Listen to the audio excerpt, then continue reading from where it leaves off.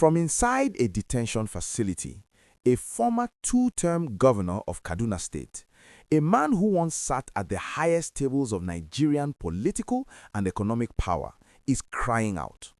And the cry is reaching some of the most powerful offices in the Federal Republic of Nigeria. Nasir El-Rufai, through his legal team, has written formally to the Attorney General of the Federation and Minister of Justice, Lateef Fagbemi, and to the Inspector General of Police, Tunji Disu, petitioning them from ICPC custody over what he and his lawyers describe as an unlawful, unconstitutional, and politically motivated detention that has now stretched beyond 15 days. And in the same breath, his legal team has unleashed a legal nuclear bomb on the ICPC, demanding a staggering 15.6 billion naira in damages, threatening to drag the commission, its chairman, and individual officers before multiple courts and international human rights bodies, and demanding a public apology published in 3 national newspapers. 15.6 billion naira. That is the number El-Rufai's lawyers have put on what they describe as the damage done to his reputation, his rights, and his family by the ICPC's conduct. The demand is broken down into 3 equal parts: 5 billion naira in compensatory damages for the direct harm caused by his arrest and detention, another 5 billion naira in exemplary and punitive damages designed specifically to deter the ICPC from treating other Nigerians the same way, and a further 5.6 billion naira in aggravated damages arising from the ICPC's public press statement on March 2, which his lawyers have described in the most withering terms possible, calling it reckless, defamatory, legally untenable, and a circus of chicanery, theatrical posturing, and misrepresentation. Those are not the words of a legal team going through the motions. Those are the words of a legal team that is genuinely furious and going for maximum impact. Now, here is the specific allegation that underpins the entire legal challenge and which El-Rufai's team is asking both the AGF and the IGP to act upon. His lawyers allege that the remand order dated February 19, 2026, the document the ICPC used to legally justify holding El-Rufai in custody, is a forgery. Not a mistake, not an error, a forgery. They argue that the order was issued by a chief magistrate court in Buari, Abuja, for offenses of money laundering and abuse of office, offenses that a magistrate court has absolutely no jurisdiction to handle under Nigerian law. They cite directives from a former chief judge of the FCT specifically forbidding magistrates from entertaining cases outside their jurisdiction.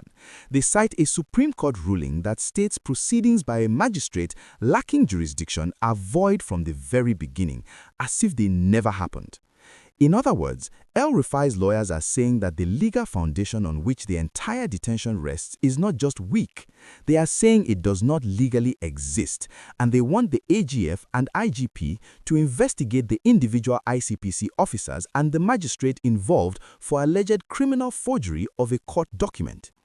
The strongly worded protest letter dated March 6, just 1 day before this report, was addressed directly to ICPC Chairman Musa Adamu Aliyu and was copied to the Chief Judge of the Federal High Court, the Chief Judge of the FCT High Court, and the Attorney General of the Federation.